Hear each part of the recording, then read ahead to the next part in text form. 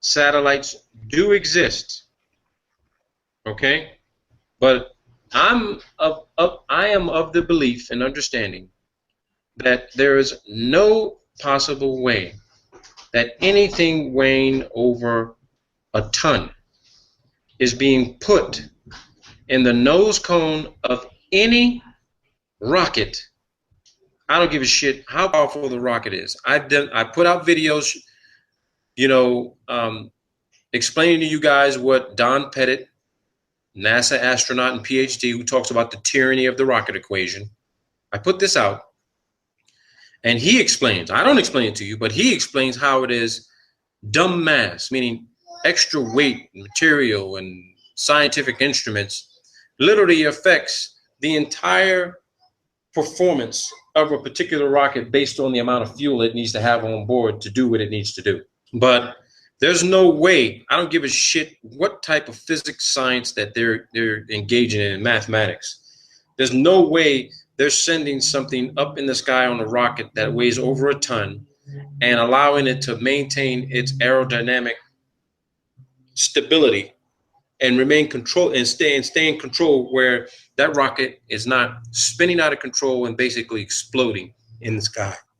So based on that hypothesis, I'm going to reveal this document to you guys to show you there ain't nothing in the fucking nose cones of those rockets. The entire satellite program worldwide, okay, worldwide is a balloon program. And it's been in existence longer than fucking rockets, period. And I'm going to show that to you. So first document we're going to read. Here's the document. Just like I said, the title of it is telling in of itself. Space and Missile Systems Center. Okay? Space and missile systems. Now, the term space, what does that mean? They have a general international presumption of where space begins. The U.S. Department of Defense classifies and categorizes space to begin at 80 kilometers. That's about 262,000 plus feet above the center surface of the Earth. That means the flat plane surface that we live on. You launch a rocket, boom, 262,000 plus feet above the surface of the Earth. That's US DoD standard. So according to the DoD, they got aircraft that could fly close to that, maybe half the distance. But the international standard is called what they call the Kármán line.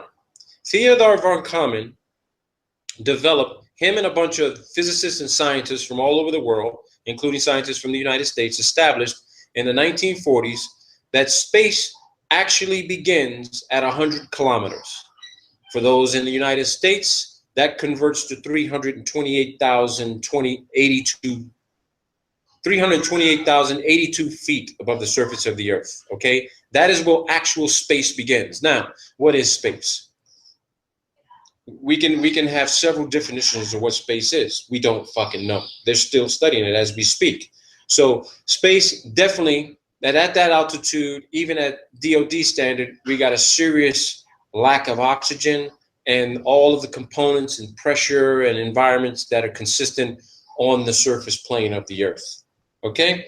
So in space, you have limited to almost zero aerodynamic control, astronomic control. You need some sort of vehicle that has to travel at ultra high speeds, well beyond the speed of sound, which is 760 miles per hour.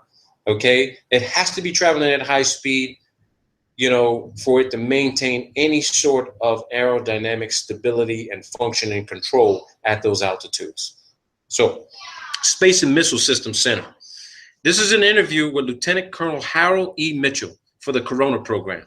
Now, let me dive about the Corona program. The Corona program, okay, the Corona program is still a top secret program. It was a program launched by the National Reconnaissance Office in conjunction with the CIA. It's equipped with some very advanced optical equipment and photographic equipment to conduct mapping and reconnaissance intelligence gathering capabilities, okay? So I have that document pulled up here for you guys that we're gonna reference. We're gonna need that program. So this is a letter actually drafted August 21st, 1964, regarding a Corona mission. Now, I need you to understand this. There were several Corona missions. So this is the importance behind proving that this satellite was never launched on a rocket. They had several missions. This satellite was put up on a gondola balloon.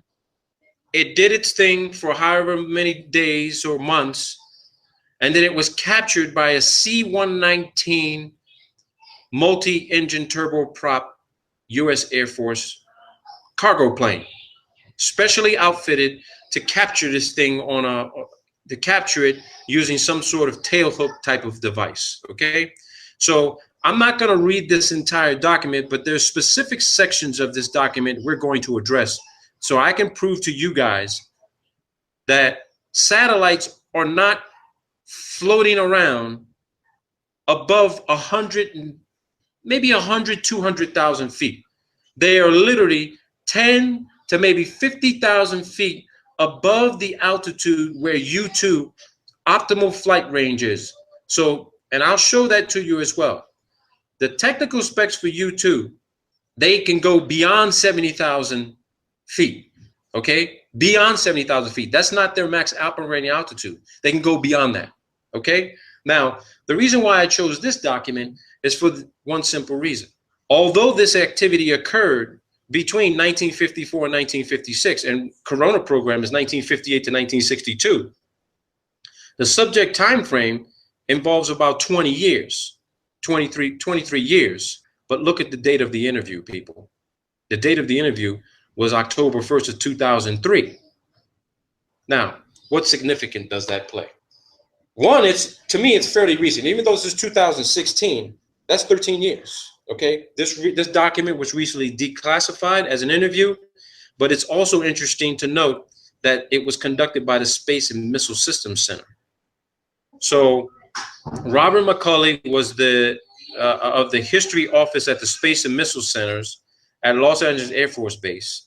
So this guy is going to interview Lieutenant Colonel Harold E. Mitchell of Missouri over the telephone about his experiences recovering Corona satellites. All right, I'm going to skip forward because he just talks about the guy's history, where he got his training, how long he's been doing his training. You know, this is just basically, you know, introductory type of, okay, this is who this guy is. I need to know who he is. Okay, now let's get to the meat of what it is he was doing and what his role was in this program. So they talk about what his rank was. This guy was a captain. He was in charge in 1954. He was part of the Dragnet program, also known as the Genetrix program or Weapons System. 119L came along. They were flying out of Charleston, South Carolina. That's where they were doing a lot of their training. They were flying a C-119. You saw a brief picture of what that looks like. It says, how did you conduct your training? They talk about how they were conducting their training. Again, a lot of this information, it's not insignificant, but it just adds to the narrative of, you know, is he talking to the right guy? All right. All right. So here's some of the beginning meat of this interview.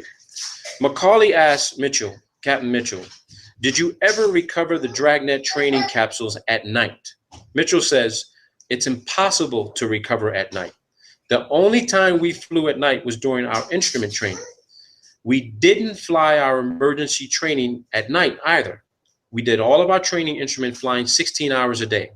We did that because time was of the essence. And if we didn't fly night missions, we'd never get all the training done to get people ready to go into the practice sessions, okay? So let's go ahead in. Now, here's where he describes what the Dragnet gondola looked like. What did a Dragnet gondola look like?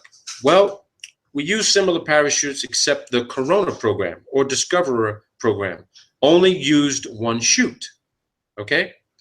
We used 4 28-foot parachutes for a Dragnet gondola, and they did all of the chute modification at the parachute shop. They would attach 4 parachutes, and these were not reinforced parachutes. They were just to lower the load, the gondola. You'd attach them to the gondola, and then from the middle of this, on a longer tether, you would have a smaller chute that we call the drogue chute. I think the drogue chute was 100 feet above the 4 descent chutes, and the drogue chute was reinforced. We could make our passes on that drogue chute. When they say they can make their passes on that drogue chute, you're looking at a 100-foot tether. And what would happen is that the drogue chute would deploy. You got a 100-foot of tether. The plane didn't need to come within a dangerous distance of the chute as the satellite was falling from the sky, and they'd have a hook at the back of the aircraft that would fly by and hook this chute. And once they hooked it, they start reeling it into the back of the aircraft. Here's some important data. The top of the gondola had a compartment for the chutes and all that stuff. And a lot of it had to be the parachutes, but the whole capsule was 1,450 pounds when it was airlifted. Okay? The capsule they're talking about is literally the satellite. The gondola had now I want you to pay attention to this. He says this is Mitchell, Captain Mitchell talking. Captain Mitchell says the gondola had a huge balloon. I mean a huge balloon. You could see it at 60,000 to 85,000 feet. Now, this supports what I've been telling all of you, that NASA has had a balloon program literally for decades, over as long as they've been in existence. Some of these balloons are the size of a football field. When you look at the size of a football field, 100 yards long, 50 yards wide, just imagine what that looks like up in the sky. Think about what a balloon that size could lift off the ground. Okay? Now, Macaulay says, did you ever see a Genetrix balloon get inflated and then lift off? Did you see that process? Mitchell says once, but I didn't see the beginning of it. I saw it when it was about 3/4 filled and then the liftoff. Now, this was only in the training phase of our operation in the summer of 1955, and that was done in Denver, Colorado at Lowry Air Force Base. The one that I watched launch, they had to put the capsule on a forklift, and I imagine this was done before the balloon was attached and inflated. At any rate, they started their inflation, and then as the balloon got full enough to support itself and go airborne, they'd run down a taxiway with the forklift, carrying the gondola until the balloon had enough lift to get the gondola airborne. I want to show all of you what that actually looks like in real time. Now, when I say real time, okay, when I say real time, I'm talking to you, this is a launch that had already occurred in Antarctica. This is a launch that already occurred in Antarctica, and I'm going to show it to you. And here we go.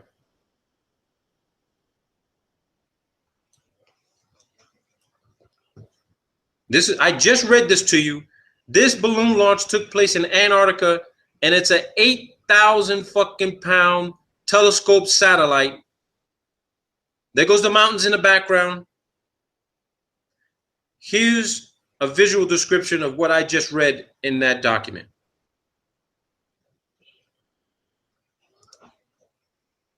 Down a taxiway and getting in the loft and launching it. Watch what happens.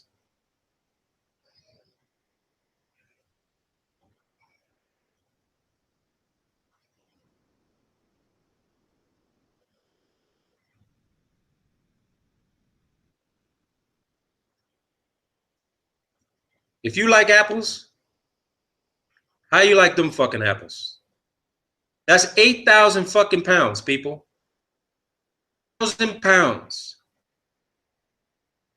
That dome on the top is actually where all of the radio equipment is installed so that the C-130, so that a C-130 can communicate with it.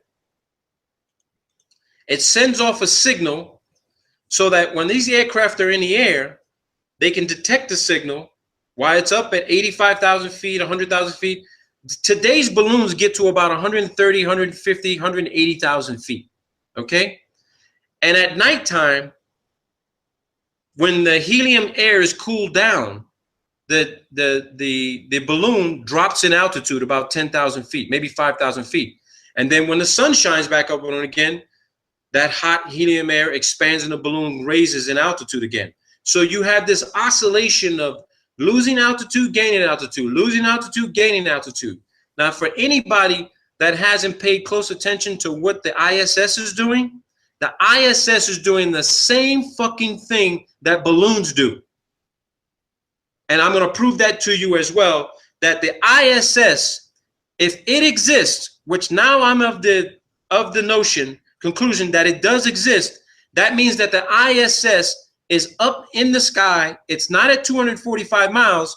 It's within, say, 150, maybe 250,000 feet. And to prove to you where that site location is, this is Google Earth Pro. This is December 15th of 2009. Okay? This is Antarctica. Antarctica people. On the other side of Antarctica, this is the launch site for the balloons. It's called the Wallop program. Based on satellite imagery, you have these large cranes out there, okay? The launch site for the balloons. Further proof that they're using aircraft to capture these things down in Antarctica. This. Here goes your C-130s, C-7. These are your C-130s. These are your C-119s. Turboprop planes. And if anybody wants to say, oh, well, they're using this to transport people back and forth. Yeah, they are using people to transport back and forth. But guess what? These are also specially outfitted aircraft to literally recover. When they intentionally burst the balloon, it comes down on a drogue chute, and these aircraft fly at 20, 30,000 feet, and they go and grab this thing. There's your aircraft. 5. You have a 6th over here. This is for crew transportation, but these big boys right here, these Hercules are the ones that are recovering 8,000-pound telescope satellites launched from Antarctica. The document, because this document gets better. Now, Macaulay says, did the gondola lift off pretty quickly after it was inflated? Mitchell says, yeah. Once it was inflated with the helium it carried, that balloon was designed to go during the day to about 85,000 feet. Now, this is back in 1954, people. Today's balloons get, well, almost 3 times this altitude, okay? Maybe 2.5 times. As nighttime came and the gas cooled down, it would come down to around 60,000 feet to 65,000 feet. So it dropped almost 20,000 feet in altitude in the evening time, okay? In the evening time. So I want you guys to picture this, okay? There are people online who they're so in love with NASA, they will tell us, all these trolls will say, no, I've seen satellites myself. They'll say, no, I've seen satellites myself. I've seen it in my telescope. I've seen the Hubble. I've seen the space station. I've seen a satellite pass over. You're looking at the Hubble and the ISS floating around in the thermosphere, moving at high speeds, because the hot air up there moves at high speeds, very high speeds. How fast those speeds are, who knows? But we know this for a fact. The higher you go, the faster you have to go, right? The higher you go, the faster you have to go if you're using an aerodynamic vehicle. Now, Macaulay says, do you know how long the balloon floated over the U.S. before they were usually recovered? Mitchell says it varied with the flight path. We tried to recover them before they left the continental limits of the United States. We had one balloon that went into the jet stream and flew east during our training period. I believe that it took off in July 1955. We deployed an airplane and he went to Goose Bay, Newfoundland, refueled and headed for the Azores. I believe there were another 1 or 2 airplanes from other squadrons too. He says the balloon was finally terminated someplace over the area of the Azores. I don't think that capsule was ever recovered. I couldn't say for sure. Macaulay says recovering a Discovery parachute must have been easy compared to a dangerous gondola. Mitchell says it was. Discovery was much easier once we resolved the problems and they designed the right parachute and equipment to recover it with. Actually, when you do aerial recovery every day, it's a piece of cake, easy. It was fun. Each recovery aircrew had to aerially recover 5 dragnet parachutes after we'd complete our aerial recovery phase. We went up to an airfield at Georgetown, South Carolina. Ground crews would use drums of water to simulate the gondolas for surface recovery. Oh, look what he says here. He says, during the genetics program, we operated under the Strategic Air Command. To show you how important genetics was to the Strategic Air Command, we pilots each carried a letter in our secret folder along with our top secret aircraft equipment. It was a letter from the Director of Operations for Headquarters, SAC. His name was Brigadier General Howard Smith, to the commander of any SAC base where we had to land, that we had the #1 priority over anything else in refueling, maintenance, and getting our aircraft back airborne. Now, why would they have #1 priority to refuel and get airborne again? Let's assess that. Well, if there's hundreds or thousands of these satellites supposedly in space floating around, and we know now they were balloons, and these things suffer some sort of malfunction and they come down, that airplane has got to go to that location to recover that thing. These airplanes had to be available nonstop to go anywhere at any time to recover this thing. And it had to be recovered once they got notification, hey, the balloon just popped, drogue chute, we need an aircraft up in the air immediately. They couldn't get to one of these satellites fast enough, and it actually crashed somewhere in a foreign country. And I'm going to read that document to you of what happened to it. So he says, you had a terrible time getting refuel, maintenance, or anything just to get out. On the way to California on that particular trip, I had to go from Greenville and refuel at Salina, Kansas, Smoky Hill. Let's see here. Okay, here's where they talk about getting in contact with one of the balloons. I then flew into Castle Air Force Base on Friday night. The next morning, we checked into the command post. The balloon had started traveling to the west, and they were concerned about it. So they scrambled us, and we started tracking after it. Each one of these balloons transmitted their own identification signal. By the time we made contact with the balloon, we were about 310 miles at sea, west of San Francisco. I didn't like us being out there by ourselves, especially making aerial recovery. At about 85,000 feet, after you sighted a balloon, you'd interrogate it. The balloon's radio signal would give you its code name or code number. If you wanted to terminate its flight, you had a black box up on the flight deck at the navigator station. He would dial in the code of the balloon we were trying to track, and the balloon would come back and answer.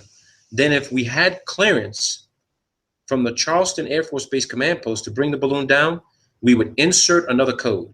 This then would ignite a blast from the gondola that would burst the balloon.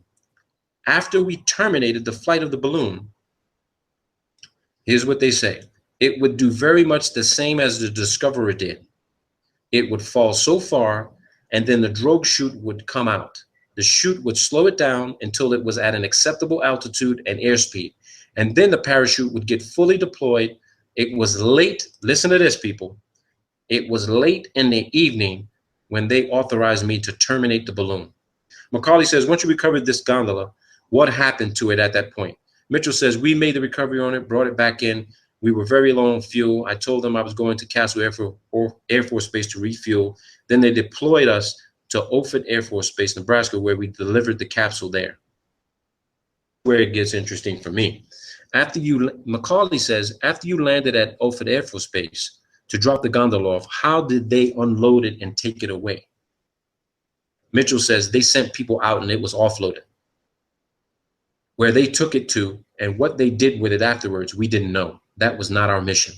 Dragnet was a top secret operation, gondola and all. The only thing that we were concerned with were the people who were not connected with the program, that they had no opportunity to see the gondola, so we carried sidearms. You hear that? They didn't want people to see this thing. So they were always strapped, ready to go, that if someone were to see one of these things, they had to deal with that person. Now, this was back in 1954. You bet your ass the same thing is happening today. They don't want nobody seeing the Hubble come down on a parachute. They don't want to see it. They don't want to see parts of the space station, which is in modules, detach, come down on a parachute, get captured by one of these these C-119s or C-130s taken down to Antarctica at the Concordia station. And just to remind people and to redress this, Concordia station, NASA classifies it as a hypoxic environment. Okay? They said the conditions at Concordia are more severe than being on the ISS. So when astronauts actually are sent down there for cold weather training in the most extreme environment on Earth, how could there be a place at about 8,000 feet above sea level be more extreme than being at 245 miles above the surface of the Earth, supposedly in microgravity? And I thought to myself, wait a minute, the ISS is definitely not at 245 miles, because if I can go to Concordia station in Antarctica and literally be in worse conditions than being on ISS, then ISS conclusively has to be around 150, 160,000 feet. Let's keep going on. So this guy goes on and he says that, and this is what's interesting about this. He says he had an instrument problem on the airplane at Offutt Air Force Base, and the people came out to refuel the plane. I filed to come back to Charleston as soon as they offloaded the gondola. This was on a Sunday morning, and I'd gotten in there late Saturday night. The base operations officer said he was going to come aboard.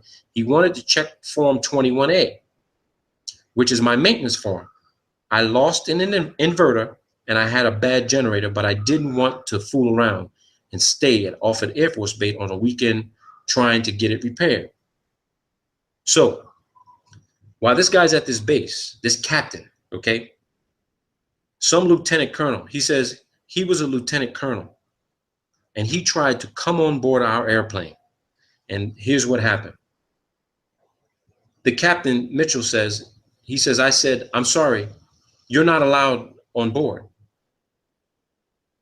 This lieutenant colonel stepped up the ladder and started explaining that he was a Silverleaf, a lieutenant colonel, and I was wearing tracks, a captain. About that time, he heard the rifle bolt of a carbine slide home, loaded to ammunition. My crew chief was standing there with his carbine down at his hip, so the lieutenant colonel decided not to come on board. He decided prudence was better part of valor. So you see that? This guy's a captain. He tells a lieutenant colonel, sir, I'm sorry, you can't come on board. I'll come down to show you my Form 21A, but you can't come on board. This lieutenant colonel says, excuse me, but I'm a lieutenant colonel and you're a captain. I can come on board. And one of this guy's crew chief says, I don't think so. He chambered around. Lieutenant colonel said that, and he's like, okay, no harm, no foul. Let me know when you come down and show me the form. I mean, come on, people. You're talking about an Air Force pilot, top secret security clearance, maybe higher, and they got authorization to kill one of their own people if security is breached. This guy's not even supposed to know what the hell is inside that aircraft. They were ready to shoot him. That's what you got to deal with. So, and Macaulay says, did the Genetrix gondola drop a capsule like the Discoverer did? Mitchell says, no, the gondola hung below the 4 27-foot, 24-foot chutes. When you shoot the balloon down, all these parachutes packed on the top of the gondola deployed. The gondola would start then falling to the earth. He says, so you recovered the entire gondola. He says, you caught the whole thing. You caught everything except the balloon, and it was quite a load. Error recovery really was kind of a hairy operation because you're flying at such low speeds. We were especially low on fuel that night. We had to fly at about 115 to 120 knots just to keep our airspeed up. And with the beaver tail door open and the recovery poles and cables hanging out of the back of the end of the airplane, it took quite a bit of power using quite a bit of fuel. So again, these guys are recovering things that are thousands of pounds, half a ton or more. They have to fly at low speeds just to capture the damn thing and make sure they don't rip the tether apart and lose the damn satellite. So once they capture it, they got to start reeling it in, and they got to maintain altitude and power, which uses up a lot of fuel just to stay in flight. and then they beat feet out of it and get the hell out of it and take it to where it needs to go. So here's some descriptions of where they actually have these aircraft launching these balloons. He says, once our genetics training was completed and the airplanes were put in top maintenance condition, we deployed to our pre-designated bases in November of 1955. We had 3 squadrons in the 456 TCW, and they split each squadron right down the middle into 6 detachments. Our squadron, we were the 746 Troop Carrier Squadron, and our detachment was deployed to Kodiak, Alaska. The 745th Squadron went to Adak, Naval Air Station, Alaska, and the other detachment was sent to Japan at Johnson, Misawa, Itazuku. Another squadron was sent to Kadena, Okinawa. Our headquarters was at Johnson Air Force Base. They had these everywhere, people. They had them in Germany. They had them in Sweden. All right. They even had some in Russia. So let me see here. I want to take you to the part where they talk about the U-2 program, how U-2 actually replaced them. Let me see here. Okay, here we go. They said that night the winds got up to, this is when they were in Alaska, he says the winds got up to 100 miles an hour. It sandblasted the airplane, absolutely sandblasted the paint off of it. About the 1st of April, the U-2 started flying, so our missions were over about the 1st of April, 1956. Okay? I'm going to show you Lockheed's site so we can look at U-2 and do a little brief technical descriptive analysis of U-2. Macaulay says, when you were flying out there looking for gondolas, were you both visually looking for them and listening to your radios for their signals? Mitchell says, we were doing both. In Alaska, the daylight hours are pretty short in wintertime. So they would give us the codes of the balloons that were flying in our area. The navigator would continually monitor the different codes with the ADF, the Air Direction Finder radio. The balloons had ADF beacons that we could come home in on. Each balloon had its own frequency. We would sit there and the navigator would keep scanning these different frequencies that we would get for that particular mission. Now, think about this, people. You have amateur radio operators out there all around the world who says that they can track the signals from satellite communications.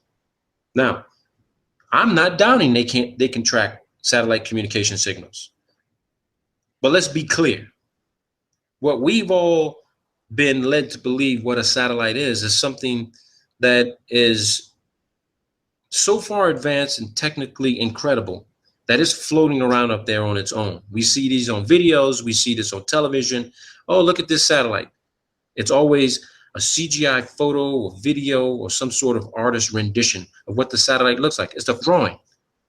Every single video we've all ever seen, they're all CGI videos and images of satellites. They never show you something in real time.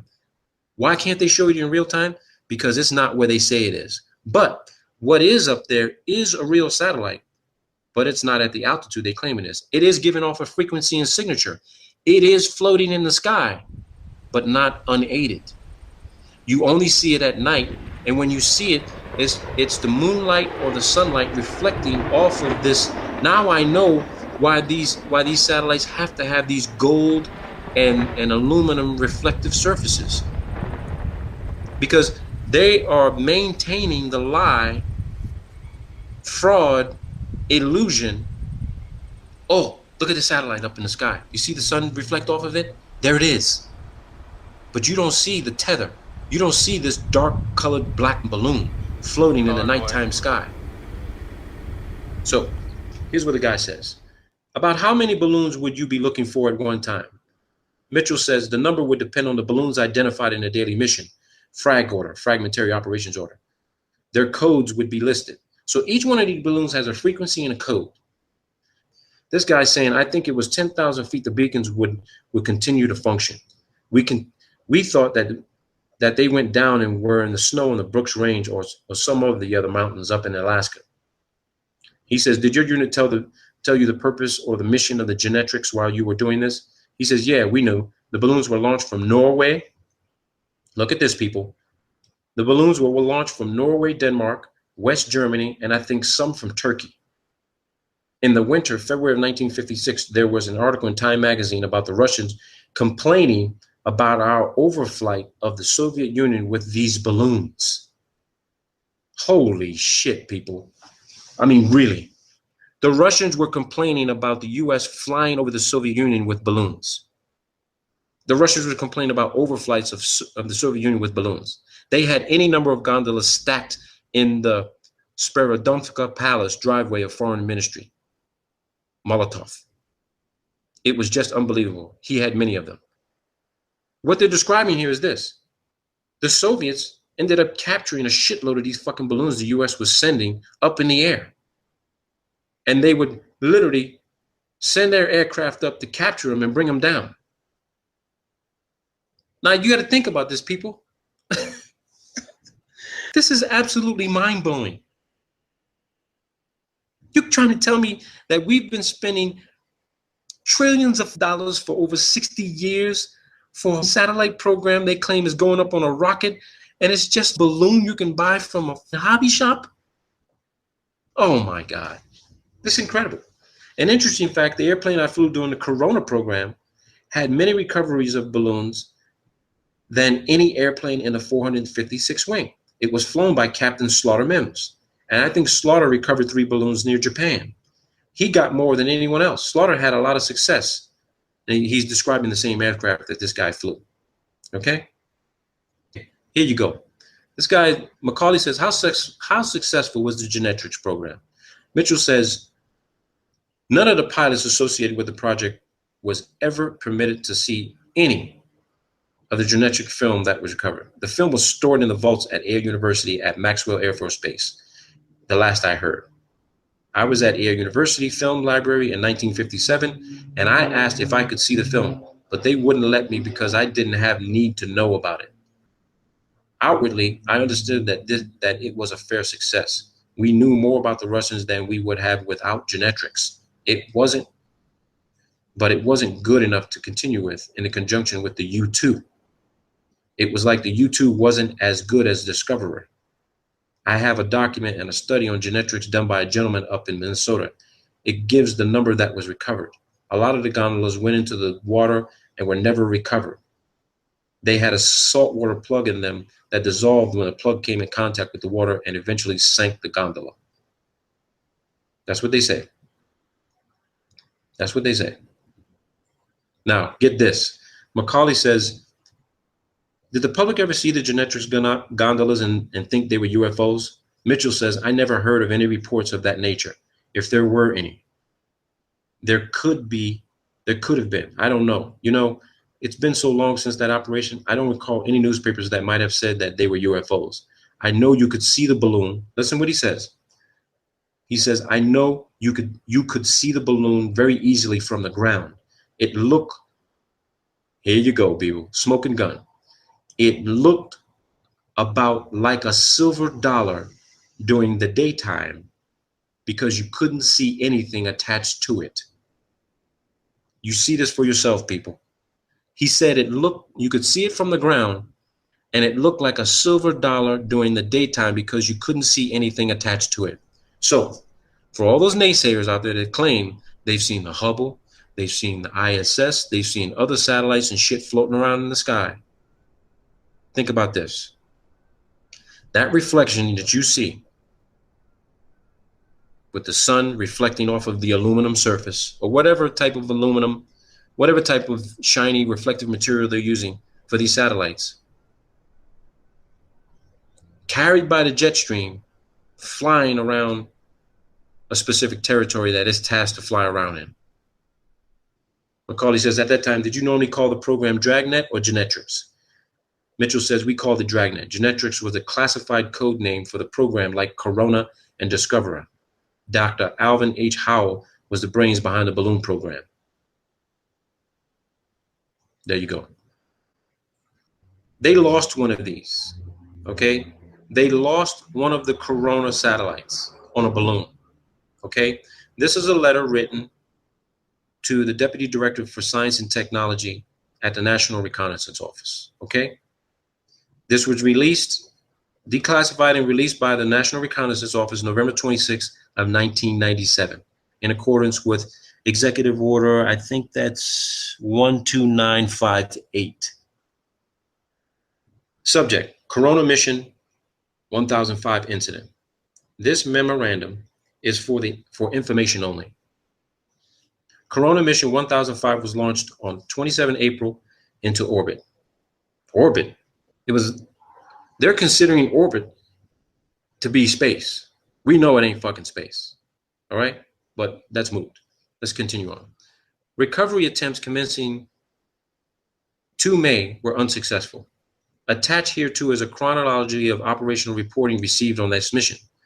Number 3, on August 5th, OSA received word from its security representative at the Air Force Base, Los Angeles, that a satellite capsule had been reported as coming down near the Venezuelan-Colombia border.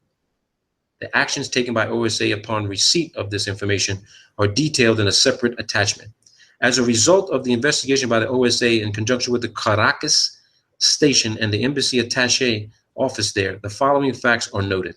Listen to this. August 1st. First word was received by Caracas Army Attaché Office of finding of a capsule at La Fria, 500 miles southwest of Caracas in a remote region of the Andes. August 3rd. Reconfirmation of capsule finding made by telephone call to Caracas Embassy. August 4th. Representatives of the embassy viewed capsule at San Cristobal, to which it had been moved by political police. First press stories appeared. August 5th. Capsule flown by host government to Caracas. August 6th to the 10th, capsule held by Minister of Defense of Venezuela. All right. August 8th, team from headquarters arrived at Caracas consisting of a security officer and a technical officer from the OSA office and a technical officer from the National Reconnaissance Office. August 10th, capsule turned over to embassy, examined, and reports made by the headquarters team. Copies of pertinent cables on technical and security aspects attached. August 12th, security officer scheduled to return capsule to West Coast. August 6th to the 12th. For the record, it should be noted that on Thursday, 6th August, a request was made by the CIA to the NRO to convene a meeting of the Interdepartmental Contingency Planning Committee to assess the problems, coordinate procedures, and assign responsibility for responding to any news media queries which might arise. Now, what's interesting about this, they noticed there was a label that there was a secret label on the satellite. It was marked secret. They removed that classification from it. This is regarding the history of satellite reconnaissance, volume 2A, SAMOS. Remember that name, SAMOS, okay? The SAMOS satellite, because here's what I'm going to take you to next. This is the list of all balloon launches from the Esrange Space Center in Sweden. Okay? Now, let me take you to the Swedish Space Center. And here is the Swedish Space Center website. This is the Swedish Space Center. And as you can see, they have balloons and rockets, payloads. This is their website. This is their website. Swedes. The Swedes. Okay? It's the Swedes. Here's their space center. They do balloon launches. Now let me take you the document I downloaded from their website. Now, this is a list of balloon launches from the Esrange Space Center starting December 9th of 1982. Remember that term, SAMOS? You can read these documents for yourselves. We don't need to keep going through all this stuff together. I put a lot of this shit out for you people so that you can see this. You see they talk about weather satellite program, mapping satellite program, realignment controversy, new directions in satellite reconnaissance, okay? But let me take you to this document, which is very important from the Swedes. This is not US oriented. I got this from a foreign country, okay? So you look at some of the launches. These are balloon launches, people. These ain't rockets. It says it, list of balloon launches.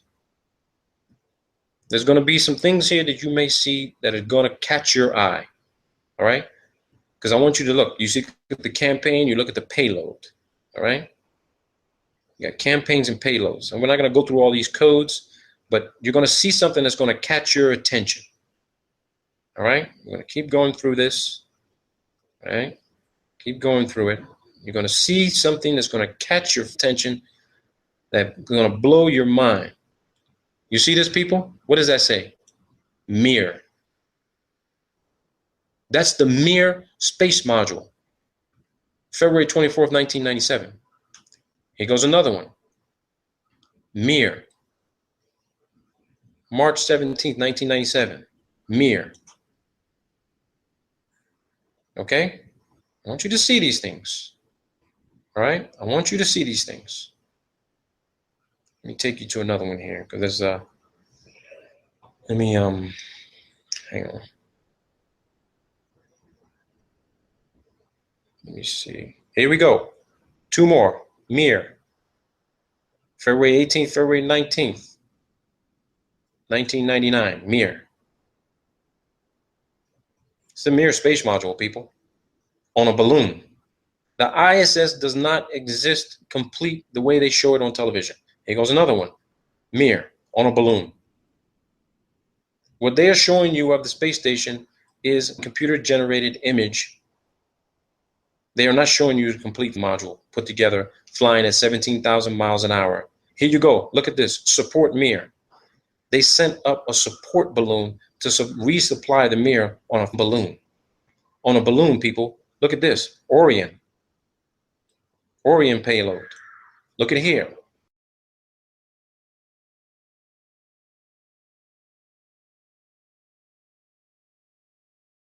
Inmarsat. You want to know where your satellite phone communications come from? A balloon, people. A balloon. I'll supply this document to whoever wants it. Here we go. Inmarsat test. Balloon. If you were to take time to search every single one of these flights to match it up with a particular rocket launch that they claim this thing was on, I guarantee you, you will be able to compare it with this Swedish Esran Space Center balloon flight list. Balloon flight list. Balloons, people. That's your program. It's always been your program. Look at this. Mir short duration. Mir VLD. You got two VLD, and look at here. More Mir. This is in 2002, people. 2002. For those in Europe, you ever heard of Enviasat? Look at Enviasat. Enviasat. These things are supposed to be testing the atmosphere for particulates and, for pollution control. Balloons, people. You can't come to any other conclusion. You don't have any other information to prove you were at the launch pad and you saw them put this thing inside the nose cone of a rocket. You didn't see it. You can work for NASA, you can work for the Germans, you can work for the Russians. You did not see what you thought you saw going into a nose cone of a capsule and with an unedited video stream and put on a launch pad and launched into the sky on a rocket. You didn't see that. Look at NASA. Why is NASA using the Swedish to launch a balloon for them? Think about that. They're everywhere, people. They're carrying out the deception, the fraud, the hoax, the scam, the bullshit. It's all here. It's all here, people. I keep saying it's not what you know, it's what you can prove. You can talk about it all day long.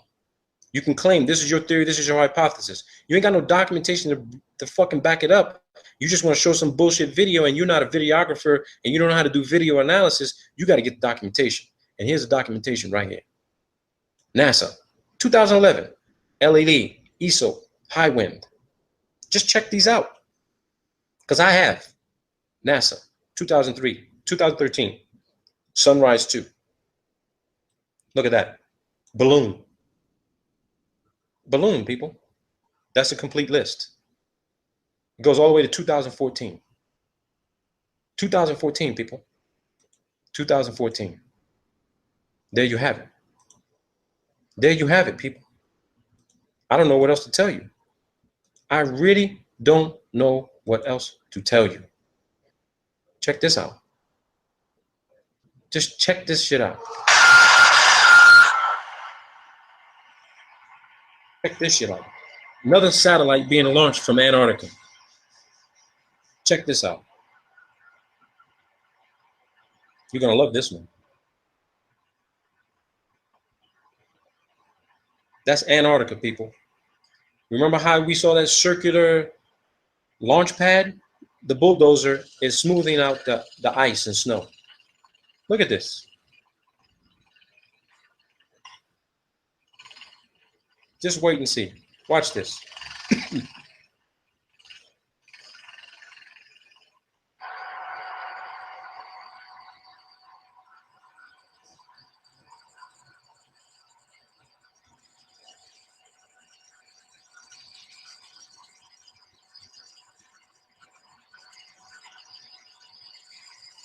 This is McMurdo Station in the background.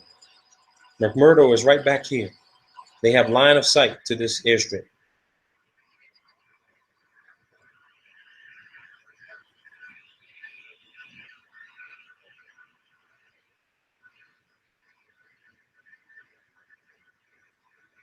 Just look at this. This is your billion-trillion-dollar fucking satellite program. A goddamn fucking balloon. A balloon, people.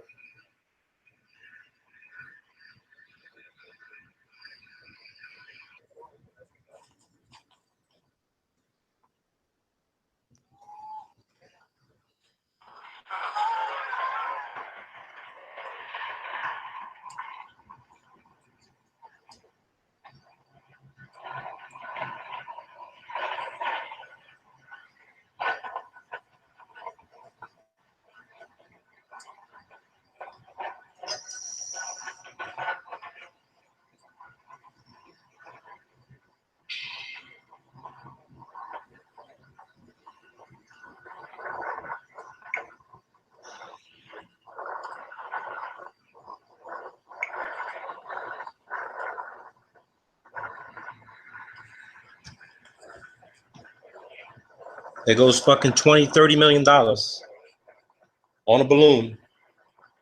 It's not inside a fucking rocket nose cone. There you go. Woohoo! Woohoo! Yay!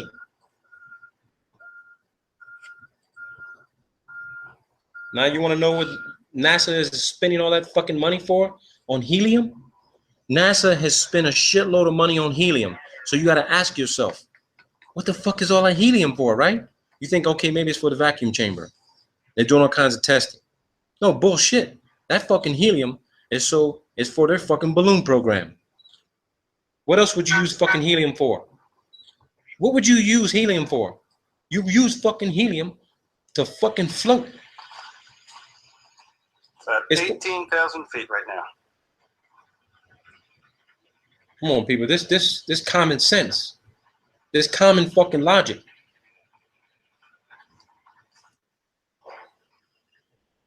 Okay, the payload is now at 105,000 feet. Look at that. 105,000 feet. Quite well, even with the naked eye. It's nice and well inflated now. So based on the size of that balloon, well, we're at about 120,000 feet. Look at that. So these things got to get to at least 150, maybe 100, maybe they can get to about 180,000 feet. But at nighttime, see this fucking thing. You're not going to see it. You're not going to see the satellite, period. So we're going to go to aircraft. So let's go to the U2 Dragon Lady. Let's go to the U2 product card. Okay, so here's your U2. I can tell you here right now, this is a new upgraded edition. They've upgraded the satellite system. So instead of, they're still using balloons, okay? They're still using balloons. But as far as military, advanced communications, topography, mapping, this platform 33 of these are stationed around the world. 33 of them. Half of them are flown unmanned. Half of these can be flown without pilots inside of them. They can fly 24 hours. They can be refueled in the air at high altitude. They've got everything on board that you would need to do the same communications on the ground. 15 of these can be flown without pilots, unmanned. When I spoke to my professor, who used to be a Defense Intelligence Agency officer, he was in charge of the U-2 ISR program, Intelligence Surveillance and Reconnaissance program. I asked him how many of these would be needed to cover the entire Earth in a 24-hour period. He told me, you only need 10. You could cover the entire Earth. And your satellite photos that you guys see, satellite imagery, high altitude imagery that they claim is coming from the ISS, the U-2 is taking the high definition photographs and they're being presented as ISS footage. Don Pettit told you in the Tyranny of the Rocket equation, there ain't no fucking way humans ever left the fucking Earth. They ain't never left the fucking Earth in the space. This is it right here. Period. Period. So let's look at this document. I want to blow this up for you guys here. So let's do this. It says here, and I want to go specific to the technical capabilities. Okay? Let's do this. It says here, look at the maximum cruise speed. Actually, no, the cruise speed is 475 miles an hour. Now, that's completely contradictory to what we have learned and been told with regard to high altitude aeronautics, that the higher you go, the faster you got to go to maintain aeronautic stability and control. But it seems here that the cruising speed for the U-2S is 475 miles an hour. There's less atmosphere at altitude. But this is where people get confused when you see all the videos. It says the ceiling is above 70,000 feet. Above 70,000 feet, people. The max altitude of U-2 is not 70,000. The ceiling is above 70,000.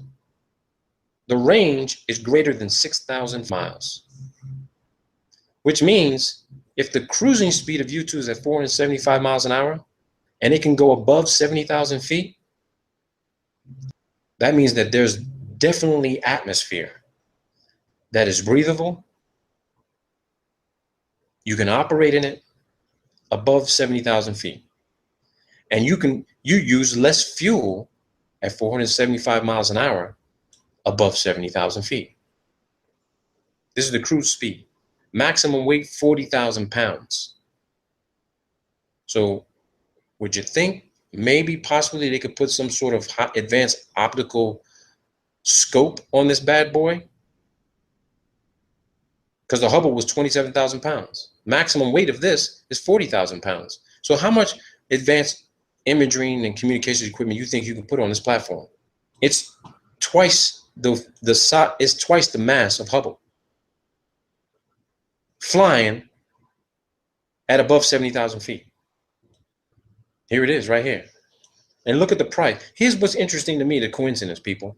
The Hubble, they claim, cost $1.5 billion. The Hubble, 1.5 billion. Look what it says here. The recent 1.58 billion in system upgrades includes sensor upgrades, improves radar, multi-spectrum imaging and signals collection, sensors and data links, a new F-118 GE 101 engine, improves range and altitude, lowers operating costs and reduces weight by 12%. Glass cockpit, new defensive suite, improves survivability against the latest generation of missile and fighter threats. 1.58 billion. The Hubble, 1.58 billion. Sophia, 1.5 billion. That's the magic number for a lot of this bullshit. $1.5 billion is the number these government agencies are using. It's probably costing half of this, and the other half are going in the fucking pockets of your fucking Senate and congressional fucking representatives and their fucking contracting companies who are building this bullshit and telling you, oh no, it's all going up on a fucking rocket. It says here, reconnaissance and surveillance from the stratosphere. The stratosphere. Everything we know of, communications, imagery, you name it, everything stays within the stratosphere, which means we can't get beyond the thermosphere. We can't get there. We can't get there. This is our limitation. We can't go beyond this technological capability because we just can't get out there. We can't get there, people. When they say the U-2 flies at the edge of space, I'm sorry to tell you, the edge means you're maybe within 5,000 to 10,000 feet of the Kármán line, which is 328,000 feet. How the hell could you be up in the U-2, be on the edge of space? The edge of what space? You mean the next space, which is from the stratosphere, is the mesosphere, and then the thermosphere? Because maybe they're on the edge of the mesosphere. Or they ain't close to the thermosphere because it's too goddamn hot up there. It's in excess of 500 degrees Fahrenheit. You honestly think that this aircraft will be able to withstand those heat temperatures? Look at the SR-71. They tried to take it up there, and look what happened to it. I do believe we have to fly faster the higher you go, but we can't do it. It's that simple. It's that simple. To me, it's that simple. It really is, people. To me, it's that simple. That's the presentation, people.